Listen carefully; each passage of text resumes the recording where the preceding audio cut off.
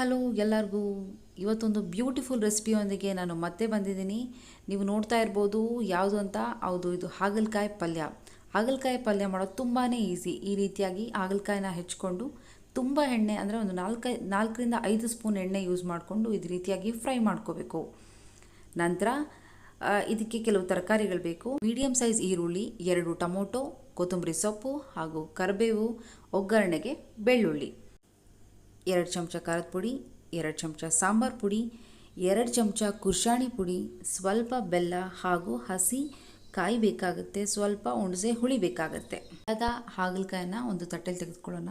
ಈಗ ನೋಡ್ತಾ ಇದ್ದೀರಾ, ಒಂದು ಬಾಂಡಲಿಗೆ 4ರಿಂದ 5 ಸ್ಪೂನ್ ಎಣ್ಣೆ, ಜೀರಿಗೆ, ಸಾಸಿವೆ, ಕರಿಬೇವು, ಆನಿಯನ್, ಟೊಮೊಟೊ ಎಲ್ಲನೂ ಹಾಕಿ ಫ್ರೈ ಮಾಡಬೇಕು. ಸ್ಟಾರ್ಟಿಂಗ್ ಸ್ವಲ್ಪ ಆನಿಯನ್ ಹಾಕಿದಾಗ ಚೆನ್ನಾಗಿ ಫ್ರೈ ಕೊಡಬೇಕು. ಈಗ 2 ಚಮಚ ಖಾರದ ಪುಡಿ ಹಾಕಿ ಒಗ್ಗರಣೆ ಜೊತೆಗೆ ಸ್ವಲ್ಪ ಫ್ರೈ ಮಾಡಬೇಕಾಗತ್ತೆ.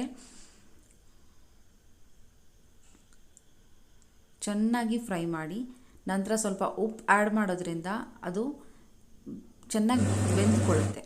ಈಗ ಹುಳಿನ ಹಾಕಿದ್ದೀವಿ. ಈಗ ಚೆನ್ನಾಗಿ ಒಂದು ಮಿಕ್ಸ್ ಕೊಡಿ. ಈಗ ಅದಕ್ಕೆ ಹಾಗಲಕಾಯಿನ ಹಾಕಿ ಇನ್ನೊಂದು ಮಿಕ್ಸ್ ಕೊಡಬೇಕು. ಹೀಗೆ ಮಾಡೋದ್ರಿಂದ ಹಾಗಲಕಾಯಿನೂ ಚೆನ್ನಾಗಿ ಬೆಂದ್ಕೊಳ್ಳುತ್ತೆ. ಈಗ ಅದಕ್ಕೆ ಸ್ವಲ್ಪ ಬೆಲ್ಲ, ಕಾಯಿ, ಸಾಂಬಾರು ಪುಡಿ, ಕುರ್ಷಾಣಿ ಪುಡಿ ಏನು ಎತ್ತಿಟ್ಕೊಂಡಿದ್ವೋ ಅದನ್ನೆಲ್ಲ ಹಾಕಿ ಚೆನ್ನಾಗಿ ಮಿಕ್ಸ್ ಕೊಡಬೇಕು. ಫೈನಲಿ ಸ್ವಲ್ಪ ನೀರನ್ನು ಹಾಕೋದ್ರಿಂದ ನಮಗೆ ಗ್ರೇವಿ ಚೆನ್ನಾಗಿ ಸಿಗುತ್ತೆ.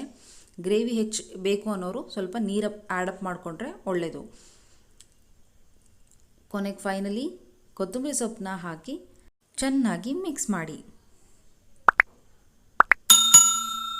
ಈಗ ಒಂದು ತಟ್ಟೆನ ಮುಚ್ಚಿಟ್ಟು ಅದನ್ನು ಚೆನ್ನಾಗಿ ಬೇಯಲು ಬಿಡಿ. ಈಗ ನೋಡ್ತಾ ಇದ್ದೀರಲ್ಲ, ಹಾಗಲಕಾಯಿ ಪಲ್ಯ ರೆಡಿ ಆಗಿದೆ. ಇದನ್ನು ಯಾವುದ್ರ ಜೊತೆ ತಿಂದರೆ ಚೆನ್ನಾಗಿರುತ್ತೆ ಹೇಳಿ? ಹೌದು, ರೊಟ್ಟಿ ಜೊತೆ ತಿಂದರೆ ತುಂಬಾ ಚೆನ್ನಾಗಿರುತ್ತೆ. ರೊಟ್ಟಿ ಕೂಡ ರೆಡಿ ಆಗ್ತಾ ಇದೆ ನೋಡಿ.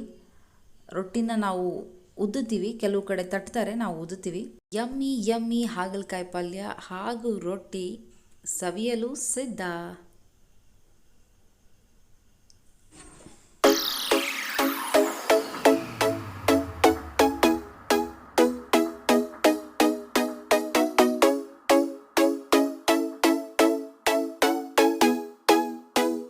ವಿಡಿಯೋ ಇಷ್ಟ ಆದರೆ ಲೈಕ್ ಮಾಡಿ, ಸಬ್ಸ್ಕ್ರೈಬ್ ಮಾಡೋದು ಮಾತ್ರ ಮರಿಬೇಡಿ.